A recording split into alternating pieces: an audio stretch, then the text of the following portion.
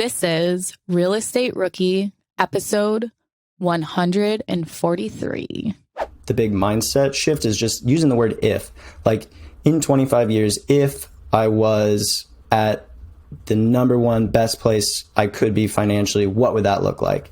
And it's kind of at that point, you can kind of play around with it and be fun and be like, okay, so if I was like totally satisfied with my job, what would that look like? And then just make it up. My name is Ashley Kerr, and it is almost the new year, 2022. And Tony Robinson is still my wonderful co-host. And I could not be happier to go into the new year with you, Tony. We made it through another year, Ash. 2021. Let's just, it was crazy, right? Because 2020 was a crazy year for everybody in so many ways. And everyone thought that 2021 was going to be like the year that things got back to normal. But it was kind of just more of the same. So here's to hoping that 2022 is like the year that we get back to some semblance of like regular normalcy. And that everyone that's listening gets their first real estate deal, and it's just good news around for everybody. I know. And reach out to me and Tony on Instagram too, you guys, at Wealth from Rentals and at Tony J. Robinson, and let us know what your New Year's resolutions are, what your New Year goals are to get that first deal or to get that next deal. We would love to hear from you guys about that. Yeah, so I think we're actually probably going to do an episode, Ash, coming up here, but where we talk about our goals for 2022. So I won't spoil that yet. But just what's new with you? Give me a life update. Today, what's going on in the world of Ashley Kerr? Well, today started out super great. I just had we have our little mastermind call, me, you, and our friends, I guess. And then I got some random calls just about different opportunities, and I was like, wow, today is great. And then this deal I'm working on, they won't even counter my second offer. They countered my first offer, but now they're not even countering my second offer. And there's another offer coming in. So I have some homework and some more tightening of my numbers to do. But one thing I will not do is I will not stretch my numbers to make the deal work as much as I want that property. So always remember that, guys, is don't overinflate your income and don't deflate your expenses just to make the deal work. There will always be other deals. And I'm going to replay this to myself repeatedly today as I really, really want to just offer the full amount and get the deal, but I won't. What about you, Tony? But just commenting on that, like it's such an easy thing to do. Like when you spend so much time looking at a deal, analyzing it, you're already kind of like imagining what you're going to do with the property. It's super easy to start making decisions that are based on emotions and not based on data. Like there's a small motel here in Southern California in Big Bear Lake that I put an offer in on a few months ago, and we couldn't agree on a number, and it's still listed. Yeah. And, I keep thinking like, should I just go back and ask them what they're, but it's like, if it's still listed, it's still listed because they're asking for too much. Right. So, really, really solid. I even made the property, the background on my phone to so when I look at my phone, it's like, is what I'm doing right now really helping me get this property? So I'm going to be so disappointed if the reason I don't get it is because they get a higher offer or something where at first there's been no offers and really not a lot of interest. So it was more of like, can I come up with enough money to make this work? And can I pull off the operations? But now it's like, oh my gosh, I might not even be able to get it under contract. So we'll see. But they say sometimes the best deals are the deals you don't do, right? Yeah. So if this one doesn't work out, maybe it's for a good reason. Right. Yeah. Well, what's new with me? Let's see. Still trying to sell my house in Louisiana. I mentioned that in the last podcast. We had it under contract for all of 48 hours before it fell out of contract because of the flood insurance. So if anyone wants a house in Louisiana, that's still up for grabs. But we will put a link in the show notes. Yeah, we'll put a link in the show notes if you guys want to check it out. But super excited. Our team at Alpha Geek Capital is growing. We're actually looking for an acquisitions person. So we just closed that application last night. We had a bunch of people apply. So we're hoping to get someone onboarded within the next couple of weeks to help us get to our goal of buying not 100, but 1,000 short-term rental units in the next 2.5 years or so. So we're going to need a pretty cool team to make that happen. But that's what's going on in my neck of the woods today. I feel like over the last couple of weeks or even the last month, you and I both have had a lot of clarity as to For sure. where we want to go, what we want to do. And just from conversations we've had, I think at least like the last 6 months, we've kind of been a little lost, both of us. So I think I love it that we're so in sync. We're lost together and we find our way together. And what better time than like right here at the end of the year, right? Yeah. Where like we can go into 2022 with like a lot of clarity. But I get last thing on that point, right? I think what helped me gain that clarity was having conversations with other investors. 100%. Right? And it wasn't necessarily that they came to me and said, Tony, this is what you need to do. Like, honestly, what someone told me, they were like, Tony, it doesn't matter what you decide. Just pick something.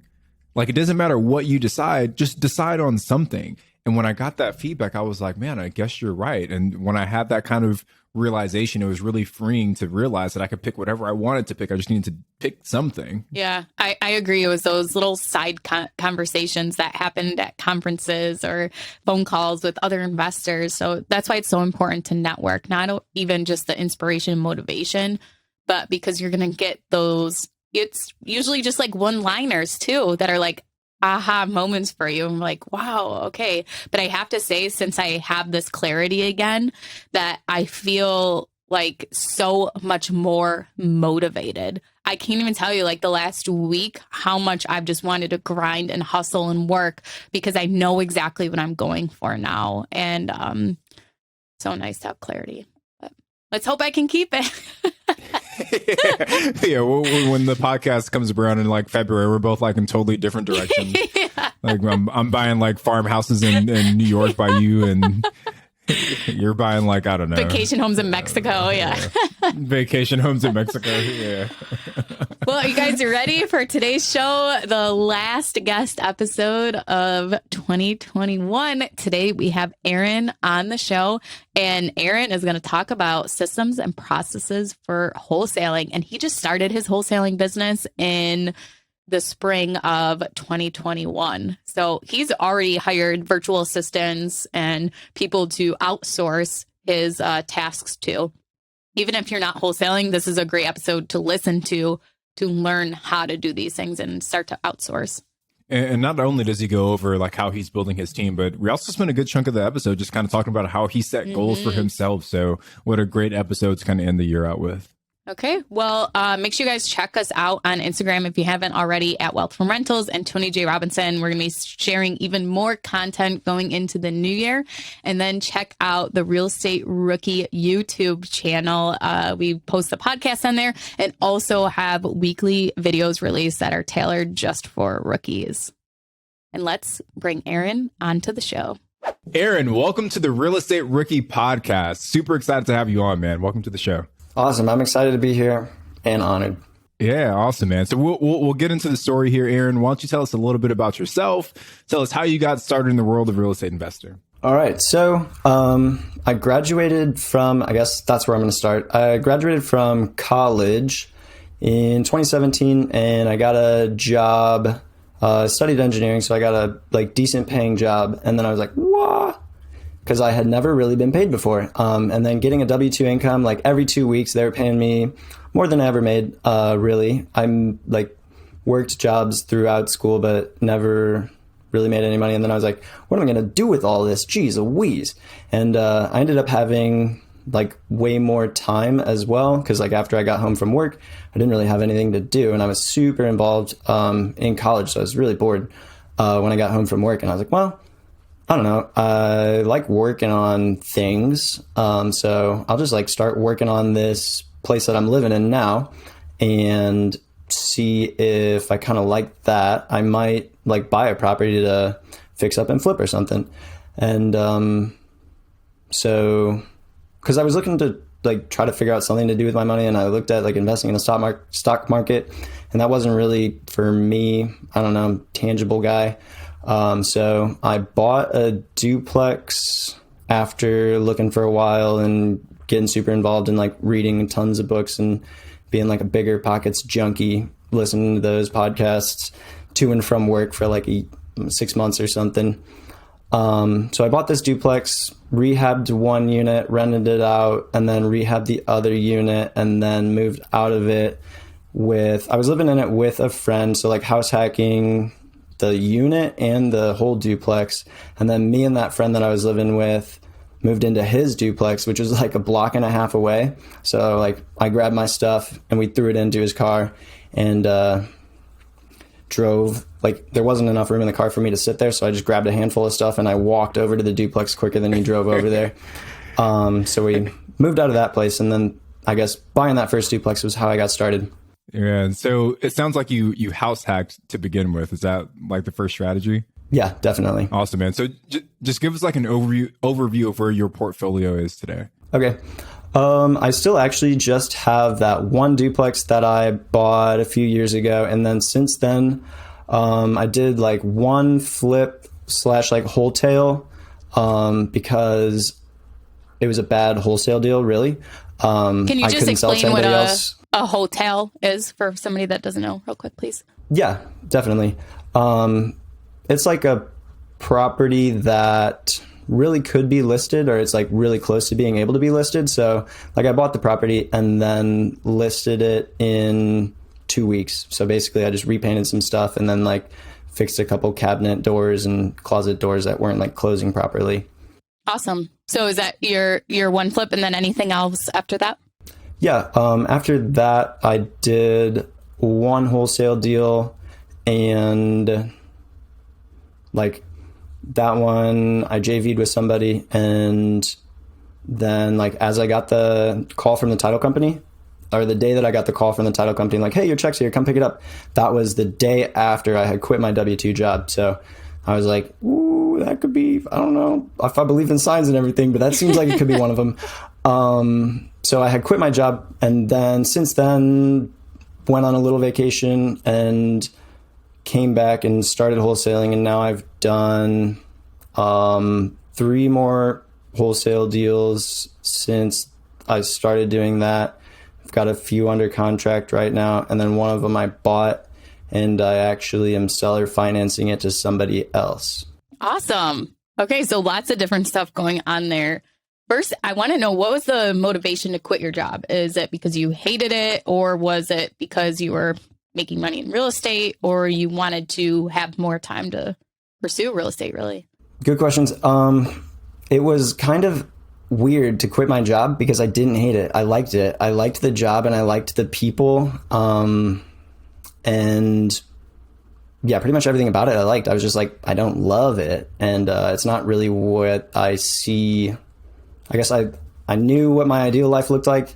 And then I knew, or I could see like what path I was on, and like path I was on was going to end over here to like, and then my ideal life is over here. So it just didn't feel perfect, and it's a good time. Let's break that down a little bit. So it's the end of the year. Everybody's getting ready to, put together their New Year's resolutions, their, what's going to be their goals for this coming year. How do you kind of set that vision for yourself? For me, it is really hard for me to see into the future and be like, this is what I want my life to be like in 5 years. Do you have any tips or tricks for me and any of our listeners as to how you set that vision for yourself and really push yourself to meet that goal?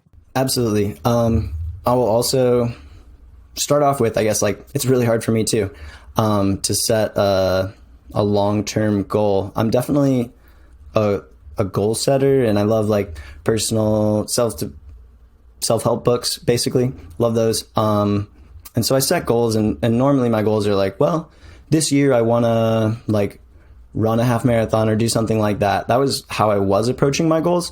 But in 2020, I went to the One Thing goal setting retreat, and they gave me a really good framework for how to set longer term goals. And then they, instead of, I don't know, I've always kind of I've thought that you could build like a 3-month goal, and then off of that, you can make your 1-year goal, and then like you can make your 5-year goal from there. And they were like, no, do it backwards. So like, think about what you want your life to be like in 25 years. And that's really, really hard I'm like barely 25 years old. So in 25 years, I'm going to be twice as old as I was, or as I am now. It's just insane to think about. So they're just like, that's I think the big mindset shift is just using the word if. Like in 25 years, if I was at the number one best place I could be financially, what would that look like? And it's kind of at that point, you can kind of play around with it and be fun and be like, okay, so if I was like totally satisfied with my job, what would that look like? And just make it up. Let me add one comment onto that, right? Because I love the conversation about goal setting, because I feel like it's I think everyone understands the value in setting kind of big goals to yourself, but people don't often take the time to kind of really clearly identify what those goals are. And funny enough, Ash and I were just on another call this morning. We were sharing our goals with like another group of investors, and it's just like such a motivating feeling when you can set a super specific and clear goal for yourself, because it's like all of the other noise just kind of starts to go away when you've got this really clear vision of what your future looks like and clarity around what you should be doing on a day-to-day, week-to-week, month-to-month basis. That clarity just really comes in when you've got a really crystal clear vision of your future. So, not to put you on the spot too much, Aaron, but I guess in the way that you've kind of set your goals, like, what is your advice for someone if they want to kind of mimic what you did and maybe set like that big 25-year picture or 10-year picture, 1-year goal for themselves? Okay. So basically you got to break it down, because you can't just be like, all right, my perfect life looks like in 25 years, my whole perfect life between like my family, my relationships with friends, my fitness, my finances, my job. So I'm talking about all these things. Break those down into categories. So start off and just say, I think it's best if you can try to like get some time alone, like make a big time on your calendar and you can go out somewhere. I think that's what I'm going to do. I think like making it more special can make it a little bit exciting. So do that, and then break it down into like my perfect finances would look like this. And so I have X amount of dollars saved up and I'm going to be spending X amount of dollars per month. And so that'll last me the whole time, or I'm going to have this many rentals that are paying me. And so that's going to last me for whatever. And then my relationships, I'm going to just like have a core group of like 5 to 10 friends, and we see each other a couple times a year and we go on like these types of vacations. And so you make all of that up. And like, that's kind of, I think, the fun part, but definitely be writing it down and try to get as specific as you can. And then so you have like your life broken down into those categories. The basically like 5 that I can think of would be finances, your job, family, friends, and health. You can break it down into more or less, but I think having that is a good place to start. So then identify your 25-year goals in those 5 areas. And then from there comes like the part where you're going to break it down and figure out basically your most important next steps or your action plan. So break your 25-year goal down into a 5-year goal, and then you can break that down into a 1-year goal. And then from there, you kind of know what you need to be working on this quarter or this month or this week. That's awesome. Thank you so much for sharing that, Aaron. BiggerPockets also has the intention journal that kind of works in the same way, where it has you break down your MINs, your most important next step, and it really helps you develop those action items to reach your goal or to get there. But Aaron, enough about goal setting and the future and the vision. I want to hear about what you're doing right now in your business. So you mentioned you've been primarily doing wholesaling. What does that business look like? Do you have partners? Do you have employees? What kind of systems do you have? I want to hear all about it. Okay. I started wholesaling in May, and that was like I had been wholesaling. May of this year. Yeah, sorry. May this year. And I had been wholesaling it was basically, I was like, I need to make a little bit of money and it would be a good way to find my next property. So maybe like I'll find my property off market, and if I find something that's not a good fit, I'll just try to sell it to somebody else. And so that's what I had been doing for about like 6 months of the end of 2020, I guess. And so that's when I found that wholesale deal, and then I found that other deal that I JV'd. But then since May, I was like, this is what I want to do full time. And so I had never really, I'm kind of actually, it turns out, pretty interested in the business side of things and like the process side of things. So what I've been doing since May is trying to systematize and make a process around things so that I can eventually like hire myself out of the business. So far I've been able to outsource. I had outsourced some cold calling and text message prospecting to a friend of mine that wanted to learn more about real estate. And he's since moved on, and I've found a virtual assistant in South America that's doing some cold calling for me right now. And I'm interviewing a person to help me with dispositions right now. So they're going to be sending out emails and creating the emails to send out to my buyers list, and then doing all that communication between the interested buyers and us in the title company, and just making sure that runs smoothly so that I can focus more on spending more time going out and looking at properties and analyzing properties, because that's the fun part for me. I saw Ashley Wilson. She's at Badash Investor on Instagram. She does multifamily syndication. She had done this post this morning or yesterday, and it was that when she goes through her email or when she does anything, it's either that the task is going to be automated, delegated, or eliminated. And I thought that was so awesome. And that's what like keeps her from having to do tasks and to be that high level person where she can take something and kind of categorize it into one of those, dumps, I guess, and dump it into there. But, Aaron, are you using any kind of software to manage these, contractors you have working for you, or to do your project management workflow? Yeah, absolutely. I was using Podio when I started just because it was free, and it was working pretty well for me to manage like following up with people, but it wasn't working as well as I thought it could be. And now I'm using Forefront, which is a CRM that Danny Johnson made, and I found him actually like on another BiggerPockets podcast, and I was using him for a website before that, and he like invited me to a webinar where he was like rolling out the CRM, and he was like, "We're giving everybody a great deal," and I was like, "I don't know if I need it, but I think it's going to be helpful." And so kind of took a leap of faith, and it's awesome. I love it so much. Aaron, one thing I want to point out, because I feel like a lot of times on podcasts, you hear the guests and you hear the host talk about like team building and, getting this VA and, hiring this person to their team and doing these things. And, when I think about myself, when I first started in my real estate business, I didn't have the money in my business to go out and hire somebody, right? Like, and I think that's just like an important distinction to make, because it's like when you're first starting, sometimes you do have to wear all of the hats just to kind of get the whole machine start turning, right? Like if you maybe go out and try and hire everything right away, you might not have the resources, whether that's money, whether that's the knowledge and ability to train those people, or even just the desire. So I just want to make sure that we're framing the conversation, and that, yes, it's cool to hear, Aaron and Tony and Ashley and Brandon and Dave and all these other people talk about how their teams are being built. But when you're first starting out, sometimes you do have to do everything yourself. So I guess my question to you, Aaron, is when you first started wholesaling, was your team what it is today, or was it just you as a one-man show? My team was me, for sure, when I first started wholesaling.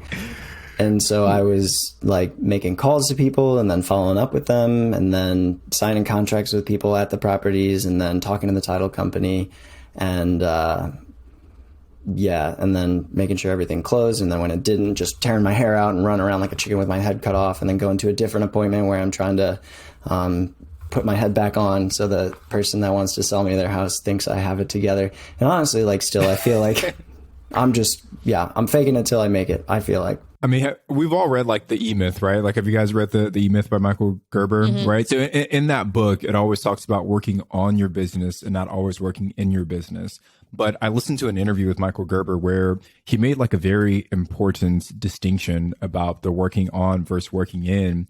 And what he said is that is a gradual change, right? Like the book, you read the book and it's like a 6-hour, 7-hour read, right? But the actual process to go from consistently working in your business to consistently working on your business, that's a gradual change that takes time.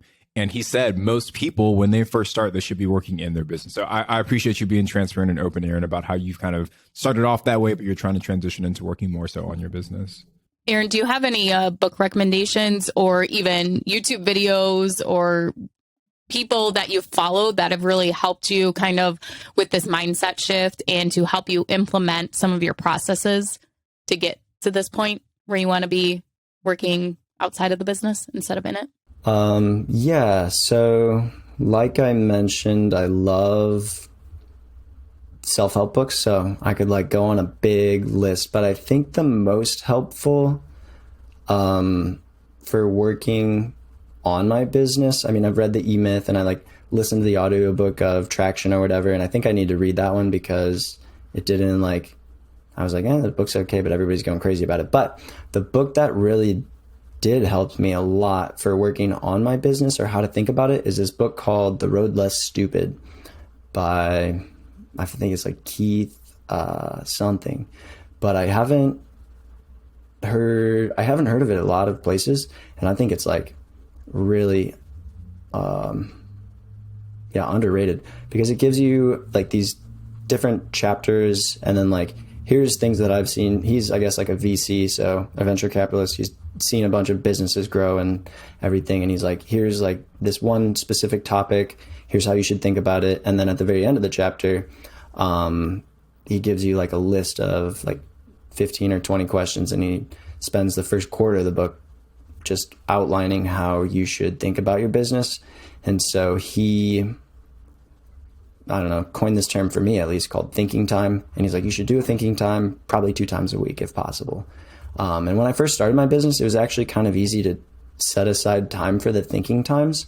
And so I got in a good habit of like Tuesday, Thursday mornings. First thing I do is I just like make some coffee and get myself really situated. I got a sweet ritual around it where I light a candle and I put on a special hat and sit down at a table where there's no distraction. It's just me and a legal pad and write down a question and answers to it.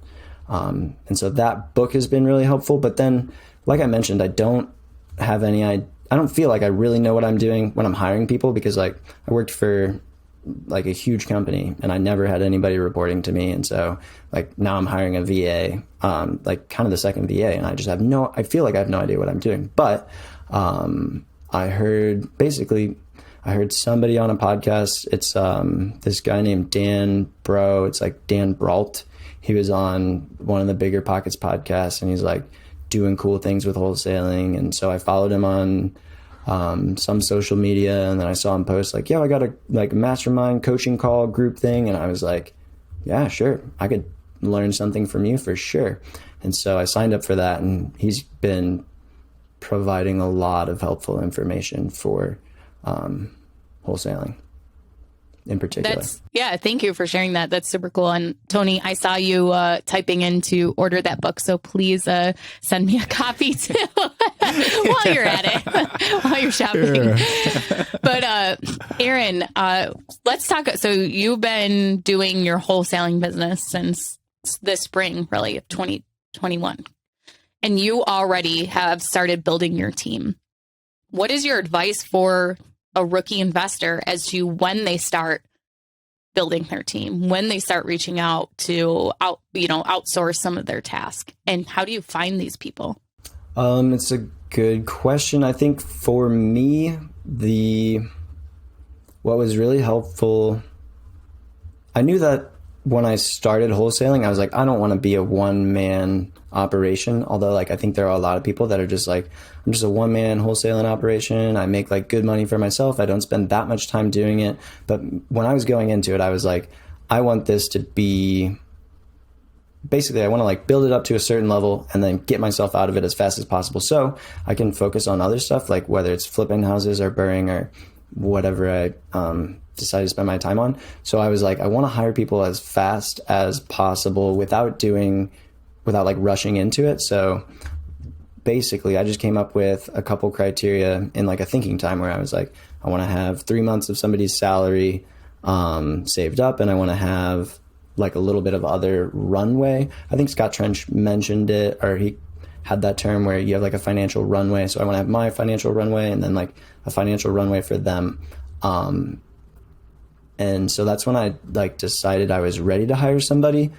And then how I chose the specific person to hire, used this like table of 4 different categories. I think it was in EOS, so our traction, or that book, where it was like, what are the things that you're good at and you like doing? What are the things that you're bad at but you like doing, good at and you like, or sorry, bad at and don't like doing, and then like bad at but you do like it. And then so basically it was just like, start on the things that you're bad at and you don't like doing, and then outsource those. And for me, I was lucky that those were kind of the repetitive and the tasks that would be easy to train a virtual assistant for. And so I've been making videos on Loom. So I'm just recording myself in my screen whenever I'm doing stuff like getting an email ready to send out to the buyer's list, or and like when I'm sending text to people, how I do that, make a video with Loom. Yeah, Aaron, like so much good advice there. And I think a lot of people, they have fears around building out a team, because sometimes it does seem like it's more work to train somebody up than it is to like just do it yourself. But your process of just recording yourself while you're doing it, because you're going to do it anyway, and then sharing that with them as a training material, I think is super insightful. I think one follow-up question for me, because you mentioned this briefly, but you said the VA that you hired to help with cold calling is in South America. It's a totally different country. A couple of questions around that hire. First is that if you have this person that you've hired for cold calling, were they already trained in how to cold call for wholesaling, or was that a process that you had to kind of train them up in? And then second, was the language barrier at all a concern for you in hiring from someone overseas? So it's a service that I'm using, and I found them through like another like Facebook group of wholesalers. They were like, yeah, one person on there was like, yeah, we just started, or we've been cold calling and this person has really helped us out. You should check it out. And then like a few weeks later, somebody else was like, yeah, I just started with that same guy and like, I'm loving it. He's super helpful. And so I was like, well, this is something that I do want to like hire out, and I need more leads coming in. I'm ready to handle them. And so it just makes sense. I'm going to test it out. And the language barrier it's not too bad. So there are just kind of like giving me the warm leads. So I guess they don't have to talk on the phone a ton. And then there's like some words that the script that they're using, just like they don't say very well. So I've been training them a little bit that way. So 2 follow-up questions for me on that. And this is kind of about the quality control and then the workflow. I guess I'll talk about the quality control portion first. Like, do you have an ability to listen in on their conversations, to be able to give them feedback, or are you just kind of blindly trusting that they're kind of knocking it out the park for you? I can listen into their conversations. So that's a good question.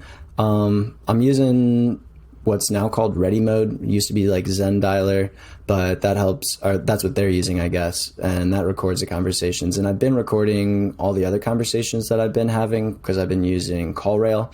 So like I'll call somebody up when I was cold calling.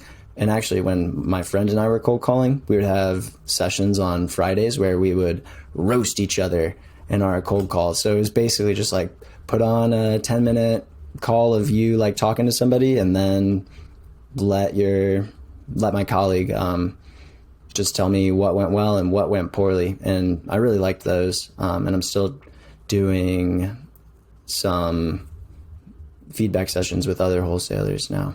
Tony, maybe we should do those Friday night roasts between me and you. Like, geez, Tony, I can't believe you said that on this podcast.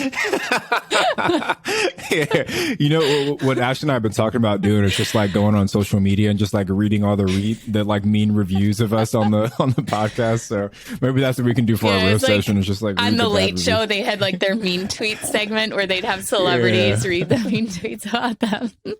Except I don't think anybody's ever said anything mean about Tony, so I'll just have to have to create some. Yeah. I don't know if that would be as productive as Aaron's roast session, but close enough. So Aaron, one more follow-up question for me on kind of the workflow with your VAs. So in terms of how the leads are kind of moved through the pipeline, I guess just give us an overview of what that looks like. Are you giving them the leads? Are they pulling their own list, or is it your list? Are they just kind of trying to, like, I guess, gauge for interest in selling, or are they actually setting appointments? And then like, how do the leads actually get to you? So just give us like an overview of that entire process. It's kind of actually, the process is still in development. So in ready mode, my VA started setting an appointment for me. And since then I was like, right when she first started, I like had no idea. I was like, why haven't I gotten any leads? This is ridiculous. It's been like half a week and I haven't seen anything come through, because I thought they were going to be pushed to my CRM. And then there was just an integration error. And so there was like 5 appointments that I just had not gone to. But since then, she's now like setting follow-up call appointments for me to understand what the seller's motivation is, and then basically get like motivation timeline and a price range from them just to see if we'll be a good fit. And then from there, I will go out on an appointment to the actual property and take some photos and try to sign a contract if it makes sense for both of us. But the lists I'm pulling and then I send to them, and I would like to probably at some point automate list pulling and kind of managing of, because I'm using I was cold calling cold calling, texting, and sending direct mail. And I was like rotating through the lists, and I honestly am not managing that as well as I should be.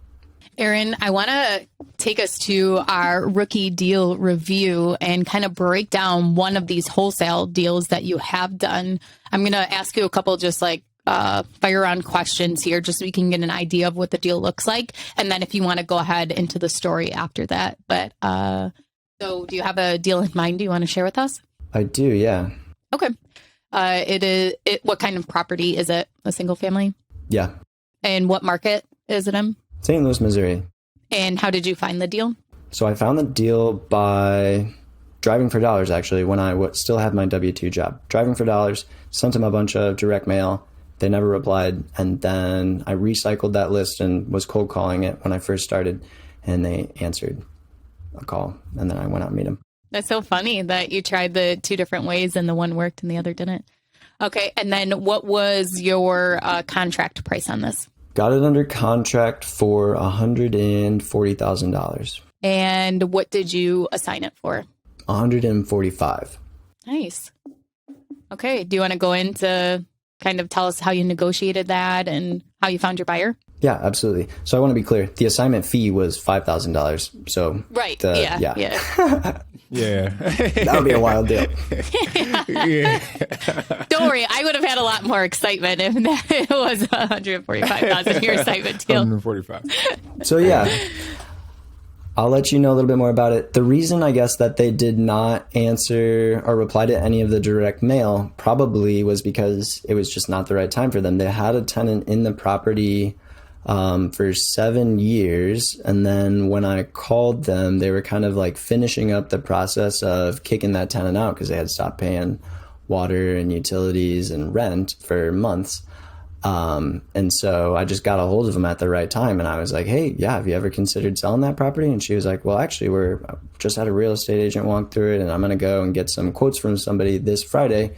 Would you be able to? And I was like, oh, I could come by and have a look at it and just let you know what I think I could offer. And so when I was negotiating it, I really wanted to obviously get it for a little bit less than 140. I was hoping, really I was like 135 would be a good number for me. And then I could assign it for, I was hoping like 150. And then I always try to target a $15,000 spread, although I've yet to hit it. It's what I'm aiming for. So I started a little bit lower with my numbers, and she was like, yeah, we want to get 150. I know it's like, it's probably worth like 210 or after it's fixed up. And I was like, yeah, but it does need a lot of work since that tenant was in there for 7 years, and they were kind of like, they had a lot of dogs, and they were DIYing some like updates to the house that were questionable. And so she actually had moved out of state after she had the property. So for her and her husband's job, they moved into Indianapolis. They were like 5 or 6 hours away. And so I was like, so what's your plan with the property? She's like, yeah, we're just going to fix it up, come down on the weekends and stuff, and fix it up, and then probably just sell it. It's a good market. And I was like, yeah, it is. If you didn't want to like drive down here, and she had 2 little kids with her. And I was like, if you don't want to come down here with your family all the time, like I could just buy it and fix it up. It'll be easier for me. And so that's kind of how that negotiation went. So you were listening to things that she said, like she had kids with her and she lived far away, and you used that as a tool to offer her something that was appealing so that you could get that lower purchase price. That's awesome. So how long did this deal take place? How much time did you put into making that $5,000? More than I would have liked to, really. I had somebody was under contract to buy it for a while. I think I set the close date to be like 45 days after we signed the contract. And this guy went and saw it, and he was like, yeah, this looks great. I'm just going to like move some money out of my 401k, and then we'll be able to buy this property and fix it and flip it up, or fix it and flip it. And then like, it was his deal for a while, and then for whatever reason he couldn't get the finances to buy it and close in time, and that was like 2 or 3 weeks before I was supposed to close. And so I was like scrambling for a week or two, just like, I need somebody to buy this property in 2 weeks for $140,000 at least. And then I ended up finding a local investor that wanted to get it, but I was all over the place. Sorry, can we, I think that's like a really critical piece, right? So I want to make sure we don't gloss over that. You got 2 weeks to find a buyer, and you said you ended up connecting with the local investor. Like, walk us through how you found that person in the 11th hour. Was it through like a meetup? Was it just a friend? Like where'd you guys connect? So I was posting it in the different Facebook groups and like sending out texts to people that had bought properties cash in the area before. And I called like the We Buy Ugly Houses people, and this guy like just kind of out of the blue reached out to me and was like, hey, I'm looking for this place. And he was one of the people that I had texted, I think. And I was like, yeah, come through and have a look. And he was like, yeah, it looks pretty good. We buy a lot of houses in this area, and we signed the assignment contract. I don't even think it was a week before the close. I think we like agreed on it with a handshake a week before we needed to close. And then all the documents were signed like on Monday or Tuesday, and then closing was on Thursday. And I was sweating on that one. Yeah, but kudos to you for like figuring it out, yeah. Right? Like, I think a lot of people that get into that situation, they kind of panic, but you kind of kept your cool for the most part and found a way to make the deal work. Well, one last question before we move on from this rookie deal review. What would have happened, Aaron, had you not been able to find a buyer? Like, what would your next steps have been? That's a good question. The contract that I have is I would have just lost the earnest money that I had put down on that property. I had a few other people that were interested in buying the property, and I was talking to another wholesaler that was like, yeah, we've got somebody that's super interested, but they only are going to pay like $135 for it. That's what their numbers are coming out at. And so I actually like reached out to the buyer, and I was like, would you Like, I know I said I was going to close on it, and it was like just the worst feeling that I had going into the conversation. And then the conversation was awful, and the seller of the property was like not happy with me, and she was like, no, I can't close for less. Like, people have already talked to us. And then I finally found somebody that would close for a little bit more than what I wanted to, or a little bit more than she got what she needed. And I asked that question because, you know, different wholesalers will kind of approach that situation in different ways, right? Some will say, hey, we never not close on a deal. Like, I know some that say, like, okay, if we have to buy it ourselves, we'll buy it ourselves, and we'll kind of figure it out from there. Some, like you said, they're okay walking away and just leaving the seller with their assignment fee. You know, so there's a bunch of different exit strategies, I guess, on a wholesale deal. So that's the point that I was really trying to make. So thank you for sharing that experience with this, man. It sounds like you did pretty good, clearing $5,000 on a relatively easy deal, man. Yeah, and actually, like, I would have probably ended up closing on it if I had the funds, but for that one, I just couldn't do it. But the first wholesale that I did, where it was like a whole tail, that was the reason because I like had it under contract for too much, and couldn't sell it. So I was like, oh, it makes sense for me to flip it. Do it myself. Yeah. And barely made anything on it, and learned a lot. But you learned, right? And that's the beauty of real estate, man, is that there's so many different ways to make a deal work, brother. So glad this one worked out for you. So Aaron, want to move on to our mindset segment next. I want to get into the psyche of Aaron and learn a little bit more about what makes you tick, man. So if we go back to Aaron, you know, maybe when he first graduated from college or before he started consuming all those BiggerPockets podcasts and books and whatnot, you had some maybe assumptions you had about what it means to be a real estate investor, right? You had some maybe made up beliefs about what you thought it was going to be like. If you think about all those thoughts, all those ideas that you had, which of those turned out to not be true? Which of those turned out to be misconceptions about what it means to be a real estate investor?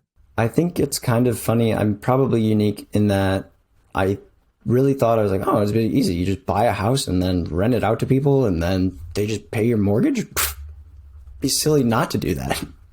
So I just jumped in, and I was like, oh, it's a little tricky.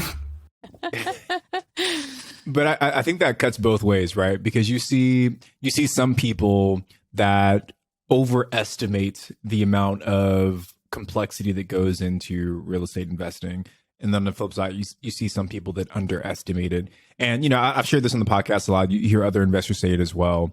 But real estate investing is not super complicated, right? It's a fairly simple process to get started in the world of real estate investing. But it is definitely not easy to become a real estate investor, right? It takes an extreme amount of effort to get there. So it is hard. It's not complicated, but it is hard. I think there's so many proven paths as you can follow to become a real estate investor. That's why the complexity is not there. But it is hard, especially if you're working a W-2, especially if you have like busy family commitments, especially if you have other things going on, to dedicate the time, to underwrite the deals, to make those relationships, to do all of the legwork that's required to get the first deal done. I think that's where the hard part comes from. So you're definitely not alone, man, and kind of, getting that guess wrong, but we appreciate the transparency around it. Yeah, me and Tony still, even today, will text each other and just be like, do you feel overwhelmed right now? Yes, yes, I do. Yeah. All the things we have going on. Okay, so I'm going to take us to our rookie request line. You guys can give us a call at any time, 1-888-5-ROOKIE, and leave us a voicemail. We may just play your question on the show and have a guest answer it. So today's question is from Ashton in San Diego. Hey there, Ashley and Tony. My name is Ashton Maximo. I'm here in San Diego. Right now, I'm a full-time worker. I'm wanting to get into real estate, and I've come to a place in my life where I can take off a few months of work and really just focus on it. My main goal is trying to get into wholesaling, doing that, but really just wondering if you guys think that's a good idea or any other thoughts you guys might have. Thank you. I would say start working on it a little, start working on getting into wholesaling before you quit your job, because at the beginning, you're not going to have just a pipeline full of leads that you can follow up with and like go and visit. And it takes a long time to close a deal. And like I mentioned, this person that in the deep dive deal, I found them like 9 months before the deal closed, before we even signed a contract. And then it was another 2 months after that.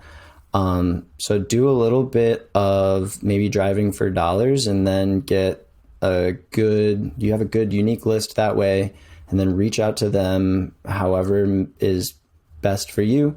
If you don't have a lot of money, but you have a lot of time and energy, cold calling could work. If you are on the opposite end of the spectrum, you could send out some direct mail or something like that.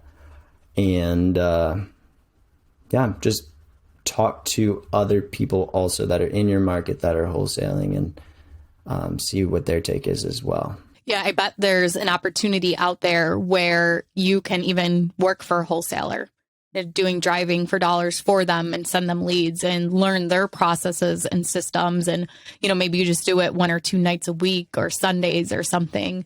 But I think giving out your time for that experience is definitely very valuable. And then who knows, they will probably pay you a fee or, part of the assignment fee if you bring the deal or something like that. So look out for those opportunities too, with other investors. Tony, who is our rookie rockstar of the week? Today's rookie rockstar is Dalton from PA. And for all of our rookies that are out there listening, if you would like a shout out on the Real Estate Rookie podcast, be sure to get active in the Real Estate Rookie Facebook group. Be sure to get active on the BiggerPockets forums. That's where we're pulling all these folks from. Or give, Ashley and I a shout out on Instagram. She's at Wealth from Rentals. I'm at Tony J. Robinson. If we find some good stories there, we'll be sure to share it on the podcast as well. But anyway, Dalton from PA. This one's really cool. Just got the appraisal back on my first mini burr, and the purchase price was $62,500. Rehab was $3,000, so they're all in for just a little over $65,000. The appraisal came in at $107,000 on this property. So they were able to cash out refi at $80,250, which means they pulled out $17,750 more than what they put into it. So awesome first bird, Dalton, and excited to see what comes next for you guys. That's so great. Aaron, thank you so much for joining us today. Can you let everyone know where they can reach out to you and find out some more information? Yeah, you can catch me on BiggerPockets for sure, or Instagram or TikTok. Instagram is Top Dog Enterprises, TOPPDOGG Enterprises, and TikTok is TOPPDOGGREI, Real Estate Investing. Dude, you're giving Snoop Dogg a run for his money right now, man. The TOPPDOGG. I love it. I started an LLC to get my first rental property, and I was like, I don't know what to make it. And I was a DJ in college, and I was top dog, so it just made sense. On your TikTok, are we going to see some DJ videos on there?